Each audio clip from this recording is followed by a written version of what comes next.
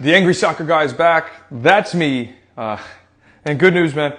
Some parents have asked me, how do you deal with a player that is like mentally breaking down?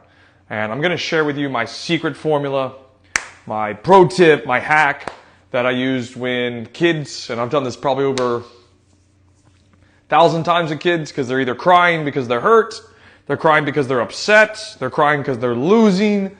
This works basically without fail if you do it correctly. As long as the player is not injured. Like if they're not seriously injured, like I don't want to say like a broken leg, but they cannot play. So if they cannot play due to an injury as an example, this won't work. But if it's just a mental collapse, so they're hurt, they have a little bit of pain, they're crying, they're upset because they lost, whatever the issue is, we can overcome that problem using this framework, which I'm going to show you right now, which is fantastic. So you can use it as a parent or a coach. And usually the first response is when somebody's crying is you try and figure out what happened. Hey, what happened? Why are you crying? You can do that, but you usually won't get to the issue right away because the young child, the kid, is still crying. So this is how you get over that. I'm going to show you right now. Okay, so is your child mentally breaking down? That's the framework here we're trying to solve. Are they upset? Are they losing? Are they hurt? Okay, so this is my secret formula to help them overcome this issue as long as it's not a serious injury. And again, this is fantastic, and I've never seen it fail, and I've used it probably about 1,000 times, because like every single practice, there's a kid crying for something. So I had a kid upset yesterday crying because another player said something to him. Worked out perfectly, okay? And I'm going to explain here in a second how it works. So anything where the child is mentally breaking down, this can be used as a parent or a coach to solve the problem relatively quickly and get them to reframe and refocus.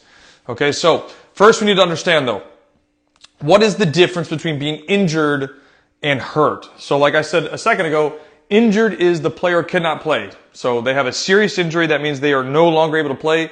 This will not work. If the player is seriously injured and they cannot continue to play due to that injury, so, extreme example, but broken leg, this will not work. Okay. But if they're hurt, they're crying because they lost. They're crying because somebody said something to them. They're crying because of whatever issue that's just a mental breakdown. This can solve that problem and help them reframe and get back to work. Okay, so that's what we need to make sure we understand. So hopefully we do. Okay, now I'm going to give you an example. Okay, so I'm going to probably give you like 3 or 4. So the example I have here, player is crying because they got kicked. So let's say it's a 9-year-old. They are not injured, so they can continue to play, but are feeling pain. So this happens all the time, especially with young kids. So let's say the kid got kicked. He's holding his leg. He's crying. Okay, so the first thing that I'm going to do is I'm going to go over there, right? So I'm not going to address the issue. I'm going to simply ask, I'm going to get their attention. So I'm going to say, hey, Johnny, what did you have for breakfast today? Now, they might not hear me the first time. So like the player that I had yesterday that was crying because somebody said something to him, he didn't want to listen the first time. So I said, okay, Johnny, what did you have for breakfast? I had to reframe it again. You might have to ask it 2 or 3 times, calmly and carefully. And then eventually what will happen is they'll stop and they'll start thinking. And they're going to go, what did I have for breakfast yesterday or this morning, whatever it was? And they're going to say, most of the time they'll first say, I don't know. And I'm going to say, well, I need you to think about it. And then they're going to say, I had eggs with toast. And then I'll make a joke and be like, dude, you had eggs with toast? Bro, that's my favorite breakfast. Why didn't you let me know? And then sometimes you get a little smile. Sometimes they're still a little upset. And then I'll continue. So if it's later in the day, because like it's 6 o'clock practice, what did you have for lunch? And they're going to go, they might still be holding their leg and I'm going to go, and they're going to be like, I had pizza. Dude, you had pizza? And I'm going to be like, hey guys, did you hear this? Johnny had pizza. He didn't let nobody know. He's going to start laughing probably, right? And then everybody's going, oh my God, you had pizza? You don't let us know, right? So then you're trying to take their attention away from the pain that they're feeling, right? So they're feeling pain in their leg because they got kicked. Cool. Let's solve that problem. That's how you solve it. And then you keep asking them questions that take their mind off of the issue. So usually after 3 to 6 questions, it gets to the stop completely.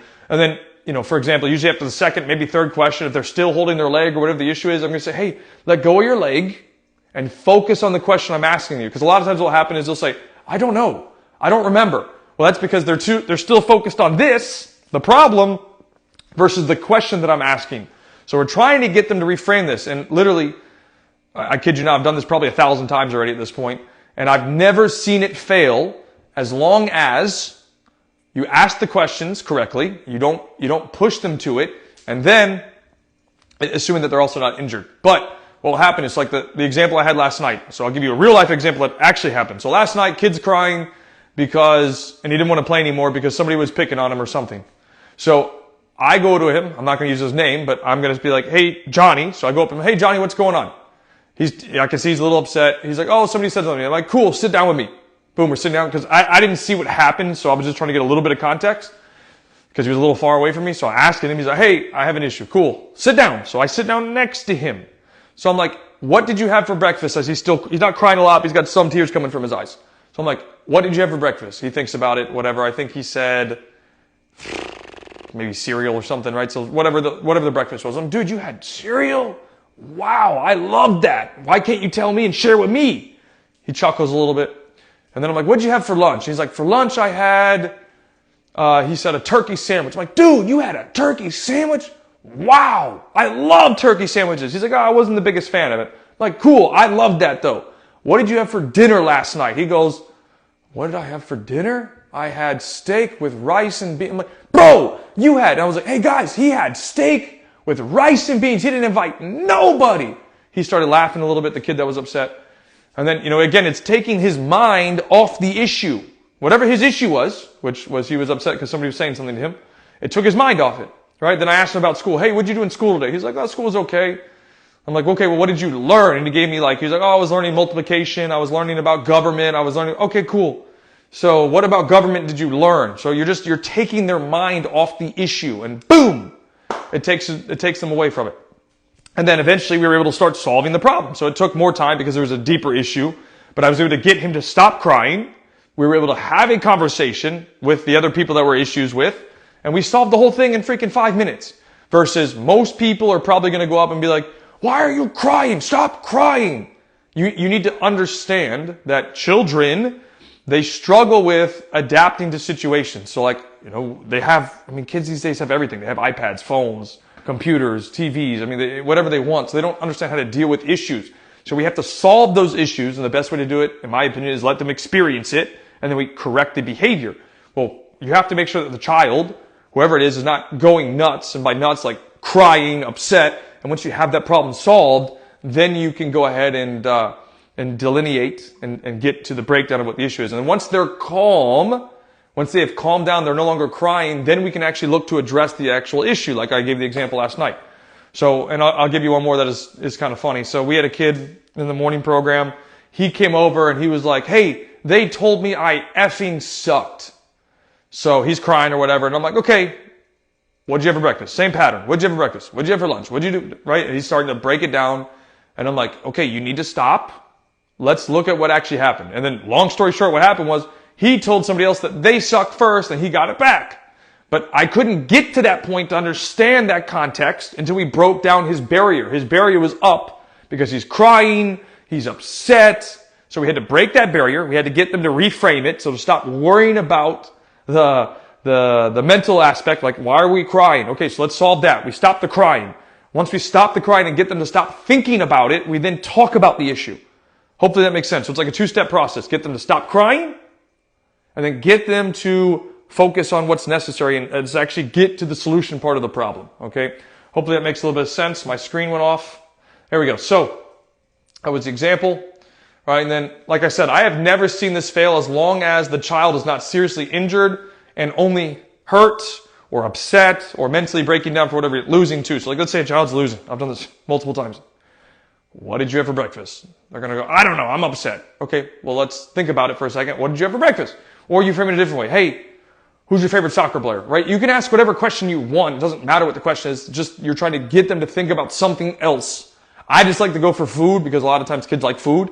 But you can ask them anything. Who's your favorite soccer player? Who's your favorite soccer team? What did you do in school today? What are you going to do tonight? What's your favorite video game? What are you doing for fun, right? So you're just getting them to think about many different things, but then you can sequence it. That's why I like the food one. What'd you have for breakfast? What'd you have for lunch? What'd you have for dinner? And you can sequence it all the way through, and that way you get them to stop crying and getting upset.